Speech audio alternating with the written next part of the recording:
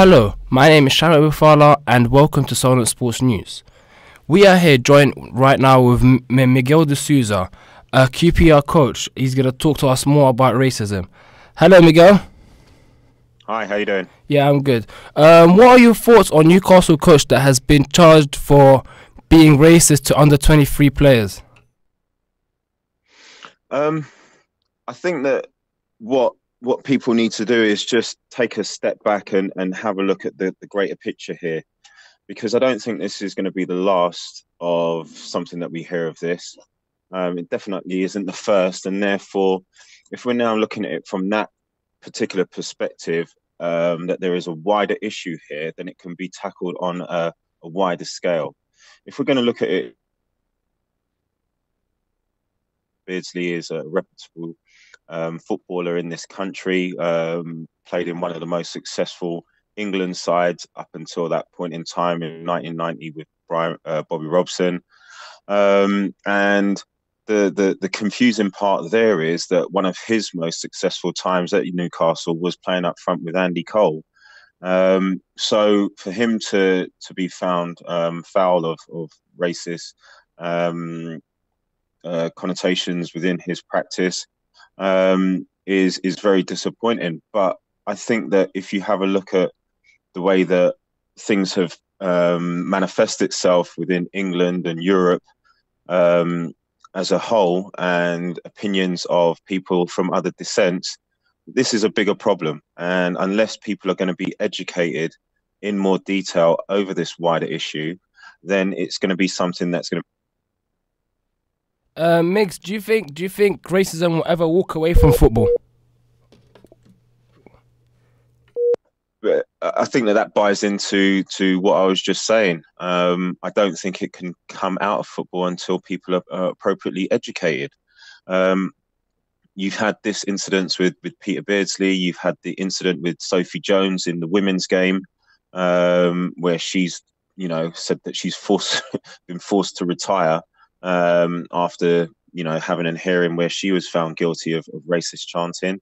There are two members that are in the northern part of England. Does that have something to do with it? I wouldn't like to, tar everyone in the north of England with that particular brush, but I think that where you have a predominantly stronghold of a particular race of people, that their understanding and education of other races are going to be less experienced, and therefore they're going to respond what they see the people around them doing. Now, if you've got older people that are influencing your attitudes and behavior, it's going to make it really difficult. So, no, I'm not surprised. Am I going to see it disappear from the game anytime soon? No, because there's not enough being done on TV, on social media, and in schools to help educate the youngers. But likewise, you've got people that are middle-aged and in the elderly part of their life that also need this re-education of what they've been brought up with and what they think is acceptable, to understand that, their attitudes and views are not going to be accepted in this current climate anymore. Thank you very much, Miguel. Thank you. No problem. Take care, pal. The AFC Bournemouth 21-year-old wins the Player of the Year and Young Player of the Year award by the Welsh FA. The midfielder only made his debut for Wales in September. David Brooks says that's a big achievement for him. When you look at both the awards, there's so much talent up for nominations. So yeah, it's a massive achievement for myself, and thankfully they voted for me. England will look to start the European qualifying campaign with a win when they host the Czech Republic at Wembley. Southampton player James Ward-Prowse has been called into the team after Gareth Southgate saw 6 players withdrew due to injury. In the other games, World Cup winners France will travel to Moldavia, while reigning European champions Portugal will begin their defence of their title at home to Ukraine. Oldham have had their say on the resigning of Paul Scholes. Oldham chairman Abdullah Lesman said he did not involve himself in management affairs during Scholes' 31 days in charge at the club.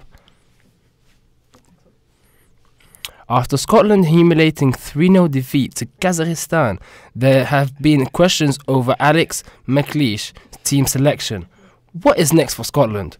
Well, Scotland will face San Marino on Sunday, hoping for a better performance. The basketball season has ended for Solent after losing the semi-final playoffs to Loughborough. However, they look for a new hope in varsity as they face Bournemouth next month. They're playing basketball. James for the win. It's gone. LeBron James at the buzzer from long range. Get out of town. Steph Curry. Bryant on the move with the jumper. LeBron James, Steph Curry and Kobe Bryant have all played in the NBA playoffs, the biggest moment in their careers. Solent will look to have one of their greatest days as they face Bournemouth University at varsity on the 8th of May. Solent shooting guard Nicholas Lewis is looking forward to the big day. Yeah, I'm really excited because the build-up's been quite big. And I've spoken to loads of my friends on the other societies, so everyone's really excited to come watch us play.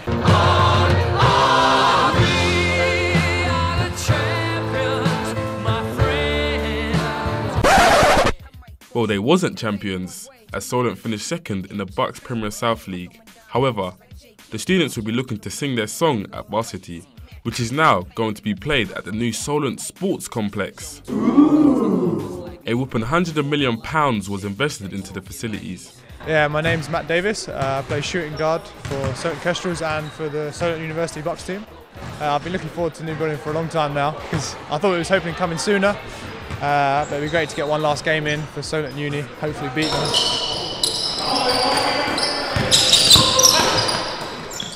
Those are the sounds of the Solent players touching the baseline and hitting the backboards in the court as they prepare for battle with the city rivals. This is Sparta! Coach Matt Gumon is rallying the troops for war. Varsity should be a good level as well because Bournemouth is very good this season. They finished top of Division 1, so they might go up and play us next year in Prem. So Varsity should be a very good game. It's going to be a beautiful day of basketball here today. Varsity is sure to be an exciting showdown with the level of competition at an all-time high. Ladies and gentlemen, let's play ball. All around the World Rugby Chief is calling for Six Nations unions to consider backing plans for the new Nations Championship. The new format would involve the top 12 teams in the world and see a promotion and relegation to second tier. World Rugby has discussed the plan for a Nations Championships, and the competition does have a backing of 50 billion by the Swiss-based in front of Sports and Media. Cricket now.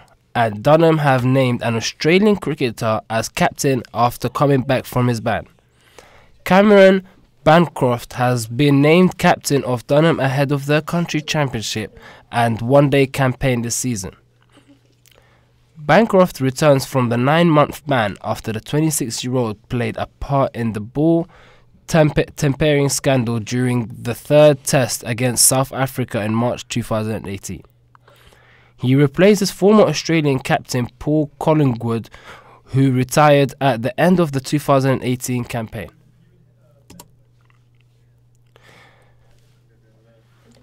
That's all from us. That's all from us. I'll be back in an hour.